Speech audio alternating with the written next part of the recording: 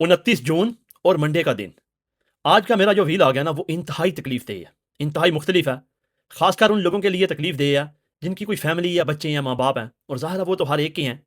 آج کا میرا یہ ویلاگ سوچنے پہ مجبور کر دیتا ہے کہ کیا ہم جس ملک میں رہ رہے ہیں وہ رہنے کے قابل ہے۔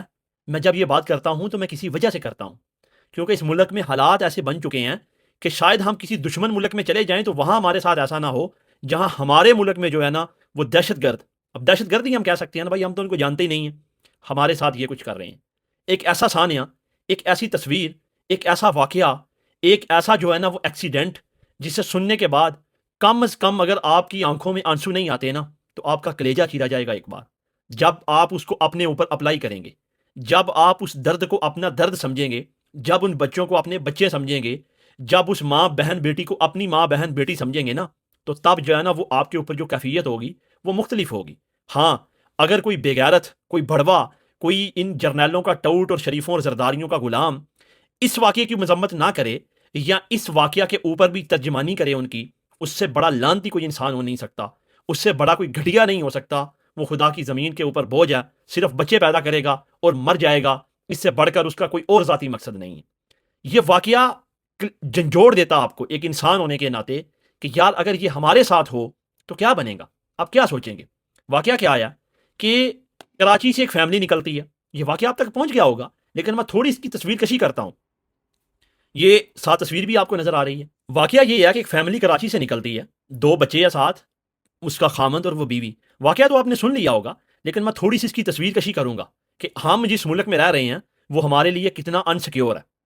وہ فیملی جیسے ہی وہاں سے نکلتی ہے، بلوچستان کی طرف جاتی ہے، شاید بلوچستان میں جا کے انہوں نے گھومنا ہے یا پھرنا ہے یا کچھ اور ہے۔ راستے میں ان کو گوگل دھوکہ دے دیتا ہے اور کسی غلط راستے پہ چلے جاتے ہیں، اور جب وہ غلط راستے پہ چلے جاتے ہیں تو وہ دہشت گردوں کا شکار بن جاتے ہیں۔ اب مجھے ان دہشت گردوں کی سمجھ نہیں آ رہی کہ یہ کون سے دہشت گرد ہیں جنہوں نے گاڑی پہ فائرنگ کی ہے، وہ جو بندہ ہے اس کو مار دیا ہے، وہ جو عورت ہے زخمی ہے، بچے بچ گئے ہیں۔ اس واقعے کی آپ نوعیت کو سمجھیں کہ یہ واقعہ کر کے اشارہ کس طرف جا رہا ہے۔ اگر دہشت گرد ہوں، اتنے وہ بے رحم ہوں، اتنے وہ سنگ دل ہوں، وہ گاڑی کے اوپر برسٹ کھول دیں تو مجھے بچائیں بچے اور عورت کا بچ جانا۔ دیکھیں معجزہ تو ہو سکتا ہے لیکن جب ہم چیز کی کڑیاں آپس میں ملاتے ہیں نا تو وہ کڑیاں کسی اور چیز کی طرف آپ کو لے کے جاتی ہیں۔ وہ کڑیاں آپ کو یہ بتاتی ہیں کہ کسی اور چیز کو ہوا دینے کی کوشش کی جا رہی ہے، وہی چیز کہ تو اس کے خلاف اور میں اس کے خلاف۔ اب میں کسی کے اوپر یہ الزام نہیں لگا رہا، ایک نیوٹرل انسان ہونے کے ناطے، ایک پاکستانی ہونے کے ناطے، ایک سمجھدار اور باشعور ہونے کے ناطے میں سوال ملاتا ہوں کہ آخر ایسا کیوں۔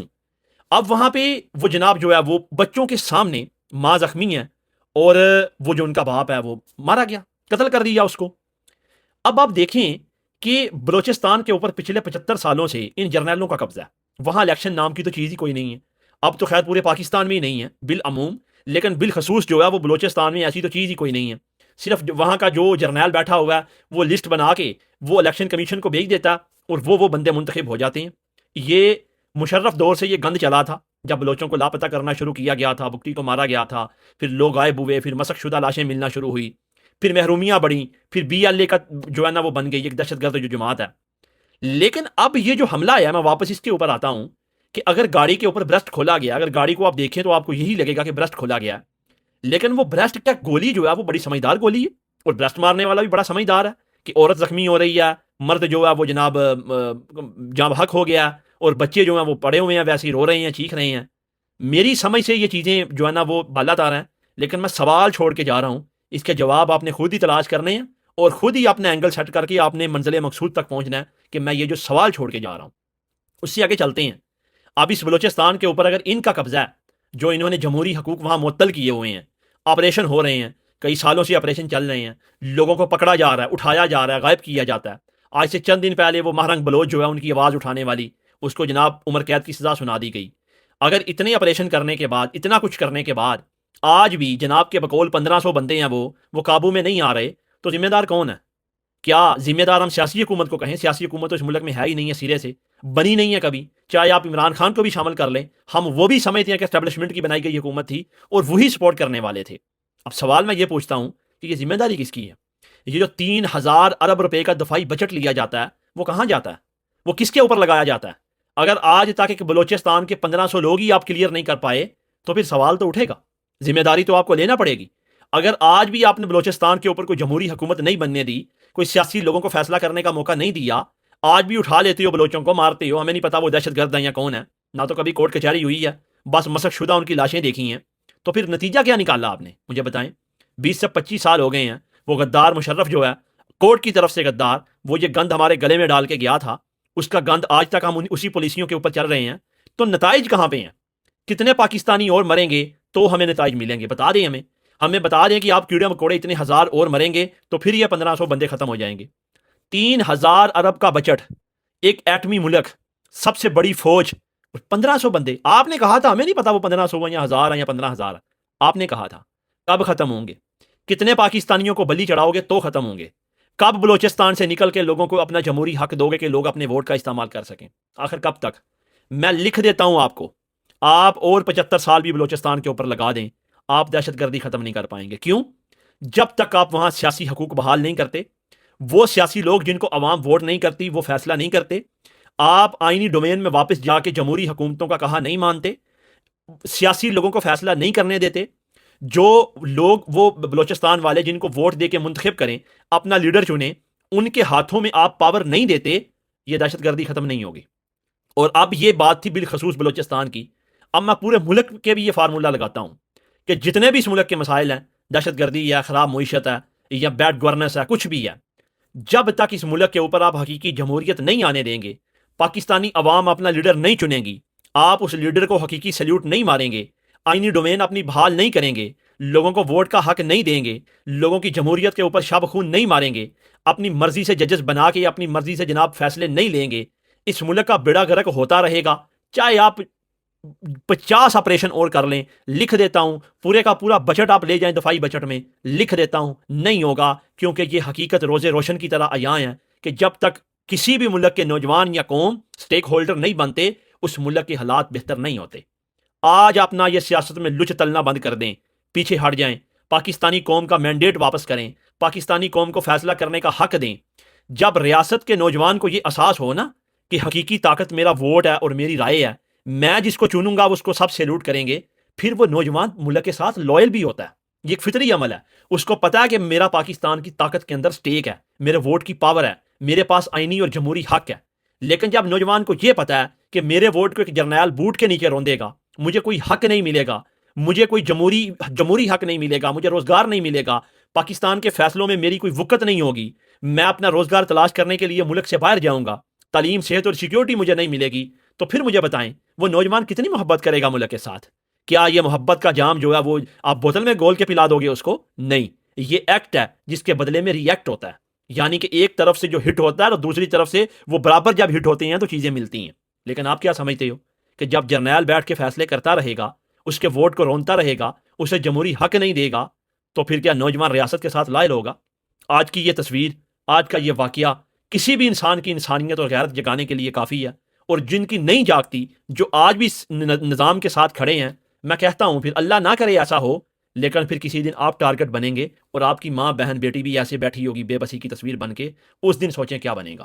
دوسری خبر یہ کہ ڈاکٹر یاسمین راشد جو ہیں، جن کو وقت کے یزید نے 299 سال کی جو ہے نا وہ سزا سنائی ہوئی ہے مختلف کیسز میں. پاکستان کی ایک مایا ناز ڈاکٹر، جو کہ ایک پڑھی لکھی عورت ہے، جو کہ باہر کے ملک میں جاب چھوڑ کے، اپنا سکوپ چھوڑ کے پاکستان میں کچھ کرنے کے لیے آئی تھی، لیکن صرف حق کے اوپر کھڑی تھی. یہ وہ عورت ہے جس نے یہ سب سے بڑے چور کو ہرایا تھا اور بعد میں پھر ریٹرننگ آفیسر تبدیل کر کے اس کا الیکشن چوری کیا گیا تھا. پھر 9 مئی کے جھوٹے مقدمات بنائے گئے اور مختلف کیسز میں 299 ایئر کی سزا سنائی گئی. آپ اندازہ کریں، آپ کہتے ہیں یزید مر گیا، ذرا وقت کے یزید کے خلاف اٹھ کے تو دیکھیں. ڈاکٹر یاسمین راشد کا بیان تو میں آپ کو بعد میں سناتا ہوں. اکیلی نہیں ہے، عمر سرفراز چیمہ، اجاز چودھری اور پی ٹی آئی کے بہت سارے لوگ جن کو 250 سال کی جو ہے نا سزائیں ہوئی ہیں، اور انہی کے ساتھ گاڑیوں میں بیٹھے ہوئے لوگ، اندلیب عباس اور جناب وہ مراد راس اور بہت سارے، وہ آج بھی وزارتیں انجوائے کر رہے ہیں. اگر یہ 9 مئی اتنا بڑا ظلم تھا، اتنا بڑا گناہ تھا، آپ نے تحقیقات شفاف کرنی تھی، تو پھر یہ کیوں بچ گئے؟ اس کا مطلب یہ ہوا کہ آپ نے اس کو استعمال کرنا تھا عمران خان کے خلاف. لیکن مجھے فخر ہے ان لوگوں کے اوپر جو سزائیں تو قبول کر گئے، آج بھی جیل کاٹ رہے ہیں، لیکن خان کے نظریے سے پیچھے نہیں ہٹے. یہ طاقت کا جو ہے نا سورج، یہ پانسا پلٹے گا تو پھر دیکھنا بنے گا کیا۔ اب ڈاکٹر جاسمین راشد جو ہے ان کی صحت کافی علیل ہے، اور انہوں نے جیل سے یہ بیان دیا کہ میں عمران خان کے ساتھ کھڑی ہوں، اور میں تمام پی ٹی آئی کے ورکرز کو، سوشل میڈیا کارکن کو، ملک کے اندر یا ملک کے باہر یہ پیغام دیتی ہوں کہ عمران خان کا ساتھ مت چھوڑنا، عمران خان کے نظریے سے پیچھے مت ہٹنا۔ یہ ہیں حسینی لوگ، یہ ہیں وہ لوگ جو وقت کے جدید کے سامنے کھڑے ہیں اور حسینی ہونے کا حق ادا کر رہے ہیں۔ حسینی ہونے کے نعرے مارنا بڑے آسان ہے، لیکن کبھی اس راستے کے اوپر چل کے دیکھیں، آپ کو پتہ چلے کہ حسین نے کون سی تکالیف اٹھائی تھی۔ اب آپ اس کو اسلامی جنگ کہہ لیں یا اسلام کے لیے کہہ لیں، لیکن فکر کی بات کر رہا ہوں، ایک نظریے کی بات کر رہا ہوں کہ وہ بھی یہی جنگ تھی کہ نااہل لوگ جو ہے نا وہ حکومتوں میں آ کے بیٹھ گئے تھے، اور ان کو ہٹانے کے لیے امام حسین نے یہ فیصلہ لیا کہ نہیں، اب یہ لوگ ناقابل قبول ہیں، کیونکہ یہ بیڑا غرق کر رہے ہیں ہر چیز کا۔ لیکن یہ شیر کے بچے آج بھی کھڑے ہیں ساتھ عمران خان کے ساتھ، اور فخر ہے اس چیز کے اوپر کہ ہم بھی ان کے سپورٹر ہیں، جنہوں نے 300 سال کی قیدیں تو برداشت کر لیں، لیکن عمران خان کو چھوڑا نہیں ہے، اور اس کے ساتھ ہی وقت کے جدید کے ساتھ لعنت تو بنتی ہے جس نے یہ سارا ظلم بپا کیا۔ اس سے اگلی خبر، آج کل جواد نقوی صاحب جن کا تعلق اہل تشیع مسلک سے ہے، وہ جناب یزیدی ٹولے کے ہتھے چڑھے ہوئے ہیں، اور تمام جو یزیدی ٹولہ ہے بنو امیہ کی نسل سے جو پیدا ہوئے ہیں، وہ اسی یزید کی فوج سے جو کہ غلط کاریاں اور زنا کاریاں کرتے رہے ہیں، انہی کا کوئی نہ کوئی نطفہ ڈائریکٹ یا انڈائریکٹ یہاں تک پہنچا، اور یہ نسل آئی ہے آگے سے۔ اب یہ جواد نقوی کے جناب ارد گرد اکٹھے ہو گئے ہیں اور فتوے لگا رہے ہیں کہ اس نے جناب بہت بڑا کفر کر دیا۔ اوئے ہوئے ہوئے ہوئے، کیا کفر کر دیا جی؟ اس نے حضرت امیر معاویہ رضی اللہ تعالیٰ عنہ کے بارے میں کچھ کہہ دیا۔ کیا کہہ دیا جی؟ اب سن لیں۔ سوال یہ ہوا تھا کہ اہل تشیع مسلک میں ان کو عزت اور تکریم اتنی کیوں نہیں دی جاتی جتنی دوسروں کو دی جاتی ہے؟ تو انہوں نے کہا بالکل، جتنا کوئی عزت و تکریم کا جو ہے نا دینی چاہیے کسی کو، جو اس کے کام ہوتے ہیں اسی حساب سے ملے گی۔ تو بالکل صحیح بات ہے۔ اب آپ کیا حضرت امیر معاویہ رضی اللہ تعالیٰ عنہ کو مولا علی کے برابر کریں گے؟ بتائیں مجھے، ان کی عزت اور تکریم ان کے برابر کریں گے؟ وہ تو اگر 1,00,000 بار بھی پیدا ہوں نا تو مولا علی کے برابر نہیں جا سکتے وہ۔ آپ کن غلط فہمیوں میں پڑے ہوئے ہیں؟ ان سنیوں کا بیڑا غرق اسی جو ہے نا وہ ناسبیت نے کر دیا۔ پھر جب اہل تشیع رافضی بنتے ہیں نا، وہ ان کی ضد میں بنتے ہیں۔ پھر جب یہ ان کو چوتھا خلیفہ منوانا چاہتے ہیں نا، تو پھر وہ پہلے 3 بھی نہیں مانتے۔ وہ کہتے ہیں ٹھیک ہے اگر یہ بات ہے نا تو پھر ہم ان کو بھی نہیں مانتے۔ وہ جاہل ذاکروں کے ہتھے چڑھے ہوئے ہیں، اور یہ جاہل ملاؤں کے ہتھے چڑھے ہوئے ہیں۔ اور اگر یہ اہل سنت کے لوگ اپنی ہی کتابیں کھول کے دیکھ لیں نا تو ان کو حقیقت مل جائے۔ ان کے اماموں کو قتل اس لیے کیا گیا ہے، اس لیے کیا گیا ہے کہ وہ مولا علی کو جو ہے نا وہ فضیلت دیتے تھے، ان کو بلند رکھتے تھے، ان کی شان میں حدیثیں لے کر آتے تھے، اس لیے کیا گیا ہے۔ اور یہ جناب آج ان کو ڈیفینڈ کرنے کے لیے لگے ہوئے ہیں۔ ہم نعوذ باللہ عزت کرتے ہیں، رضی اللہ تعالیٰ عنہ کہتے ہیں، لیکن اگر آپ یہ کہیں کہ اہل بیت کے برابر ہو جائیں، آپ کو تکلیف کیوں ہوتی ہے؟ جب بھی مولا علی کی بات ہوتی ہے، اہل بیت کی بات ہوتی ہے، آپ کیوں گھسیڑ کے ان کو درمیان میں لے جاتے ہو؟ ہم نے تو بات ہی نہیں کی، یہ تکلیف آپ کو کیوں ہوتی ہے؟ ہم تو ان کی شان بیان کرتے ہیں جن کی شان ہے، اور جو فتح مکہ کے بعد آ گئے آپ ان کو اہل بیت کے برابر کر دیں۔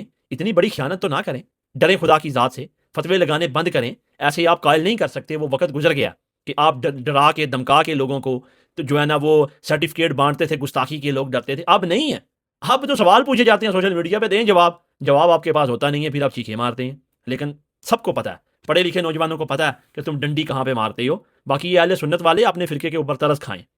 اسی اگلی خبر جناب کہ امریکہ اور ایران کی جنگ دوبارہ بھڑک اٹھی ہے۔ سیدھی بات ہے، سٹریٹ حملے ہو رہے ہیں، امریکہ ایران کے اوپر حملے کر رہا ہے، اور ایران خطے کے اندر موجود امریکی ایئر بیسز کو ہٹ کر رہا ہے۔ لیکن اس بار سعودی عربیہ اور امارات کو ہٹ نہیں کیا جا رہا۔ وہ کیوں نہیں کیا جا رہا؟ یہ کافی دفعہ بات ہو گئی ہے کہ انہوں نے اپنے معاملات کو سیٹل کر لیا، لیکن اب نشانے کے اوپر نا بحرین اور کویت، قطر بھی بچا ہوا ہے۔ اب بحرین اور کویت کے اندر جو امریکی ایئر بیسز ہیں، اب یہ جو بحرین اور کویت 2 ملک ہیں نا، جو یہ بس ملک کیا یا نام کے ہیں، بے تحاشا تیل ہے ان کے پاس، اور امریکہ نے وہاں قبضہ کیا ہوا ہے۔ 1.5 سال اتنی سی بات ہے، ان کی عوام کو لینا دینا ہے کوئی نہیں ہے، کیونکہ حکومت اتنی امیر ہے، اتنا پیسہ ہے ان کے پاس کہ وہ ان کو دیتے رہتے ہیں، تو ان کے معاملات چل رہے ہیں۔ اب امریکہ بدماشی سے وہاں ایئر بیسز بنا کے بیٹھا ہوا ہے۔ اب وہ بیچارے لڑ سکتے ہیں، ان میں لڑنے کی سکت ہے۔ وہ پھنسے اس لیے ہوئے ہیں کہ نہ وہ ایران سے لڑ سکتے ہیں، اور نہ ہی وہ امریکہ کو کہہ سکتے ہیں زبردستی کہ جاؤ۔ اب اصل جو ہے نا وہ ان کو وہ پھنسے ہوئے ہیں 2 سانڈوں کی لڑائی میں۔ اب کویت کے اوپر حملے ہوتے ہیں، بحرین کے اوپر ہوتے ہیں، بیڑا غرق پھر رہا ہے ان کی معیشت کا، اور آہستہ آہستہ یہ چیزیں آہستہ آہستہ اثر انداز ہوتی ہیں نا۔ اب ایران پیچھے نہیں ہٹ رہا، اب مسئلہ سارا اڑا ہوا ہے لبنان کے اوپر۔ نیتن یاہو نے یہ بیان دیا کہ ہم لبنان سے واپس نہیں جائیں گے، ہم نے حزب اللہ کو ختم کرنا ہے۔ حالانکہ معاہدے میں یہ بات طے ہوئی تھی کہ لبنان کے اندر جنگ بندی کی جائے گی۔ تو جب یہ معاہدہ طے نہیں ہوا تو اسٹریٹ آف ہارموز کے اندر معاملات پھر سے خراب ہوئے، اور جب وہاں خراب ہوئے تو جہازوں کو ہٹ کیا گیا، جب وہاں ہٹ کیا گیا تو امریکہ نے حملہ کیا، امریکہ نے جب ایران کے اوپر حملہ کیا تو ایران نے جواب دیا ایٹ دا سیم ٹائم، اور جنگ دوبارہ شروع ہو گئی۔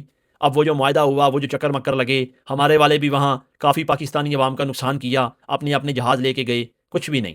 وہ تو کرنی تھی امریکہ کی دلالی، ظاہر ہے اسی میں ان کی بقا ہے، جب تک وہ کرتے رہیں گے یہ بچے رہیں گے، جس دن چھوڑ دی ان کا جو ہے نا وہ قلعہ توڑ دیں گے۔ وہ یہ تو اسی چیز کے اوپر کھڑے ہیں نا کہ بس امریکہ کا پیغام ادھر سے ادھر اور ادھر سے ادھر لے کے جانا ہے، بس اس کے علاوہ ان کو کام کیا آیا؟ اپنے پاکستان کے اندر حالات کیا ہیں وہ تو کبھی انہوں نے سوچے نہیں، لیکن امریکہ کا جو کام کرتے ہیں ذمہ داری کے ساتھ کرتے ہیں، کام کر دے یا پتہ لگتا ہے۔ اب مجھے نہیں لگتا کہ یہ جنگ کبھی بھی ختم ہوگی، میں نے آپ کو بار بار کہا ہے، تب تک یا تو امریکہ جو ہے وہ سپر پاور کا سٹیٹس اس سے چلا جائے، ختم ہو جائے، یا اسرائیل کے اوپر کوئی بڑا ایسا معاملہ ہو جائے، یا ایران کی رجیم تبدیل ہو جائے۔ ان میں سے اگر کچھ بھی باقی ہے نا تو یہ جنگ ختم نہیں ہونے والی، کیونکہ اب ایران اپنی پہلی حیثیت میں واپس نہیں جائے گا کہ جو مرضی کرتے پھریں، خاموشی سے بیٹھا رہے۔ اب تو گلف کنٹریز بھی اسی پریشانی میں ہیں کہ ہم نے تو سوچا تھا کہ ایران کا معاملہ اب ختم ہو جائے گا، لیکن مسئلہ تو اب یہ بنا کہ ایران تو اب اور بھی طاقتور ہو گیا۔ اب گلف کنٹریز میں کسی کی حیثیت ہے کہ ایران کے سامنے بات کر سکے؟ وہ تو پیسے دے کے جان چھڑوا رہے ہیں۔ اور اب ایران کی لڑائی ہے امریکہ کے ساتھ، اس نے تو امریکہ کو نتھ ڈالی ہوئی ہے، اور اس خطے میں اب اس خطے میں امریکہ کا رہنا مشکل ہو گیا۔ مختلف خبریں آ رہی ہیں کہ مختلف ایئر بیسز جو کہ سعودیہ میں ہیں یا امارات میں یا اپنا قطر میں، وہاں سے امریکی فوجی جانا شروع ہو گئے ہیں، کیونکہ وہاں کی حکومتوں نے بولا کہ بھائی بس آپ کے ساتھ جو معاہدے تھے ہمارے ختم ہو گئے، اب آپ مہربانی کریں اور جائیں۔ اور یہ چیز آپ کو نہیں پتا کہ امریکہ کے لیے کتنی تکلیف نہیں ہونے والی ہے، کیونکہ امریکہ کا ڈالر خطرے میں ہے۔ سیکیورٹی معاہدے ختم ہوں گے تو سمجھ اس کا مطلب یہ ہے کہ امریکہ کی طاقت ٹوٹے گی، طاقت ٹوٹے گی تو کرنسی بدلے گی، کرنسی بدلے گی تو امریکہ کے جنازے نکل جائیں گے۔ لیکن یہ ہونا ہے کیونکہ ایران نے جو ہمت اور جرت دکھائی ہے نا، وہ کسی کو توقع ہی نہیں تھی۔ سب کو لگتا تھا کہ امریکہ حملہ کرے گا اور چیزیں بدل جائیں گی، لیکن ایسا نہیں ہوا۔ ایران جس طاقت کے ساتھ لڑا وہ طاقت سلامت رہے گی، وہ طاقت کی مثالیں دی جائیں گی، لیکن ساتھ ہمارے والے ان کی بھی مثالیں دی جائیں گی۔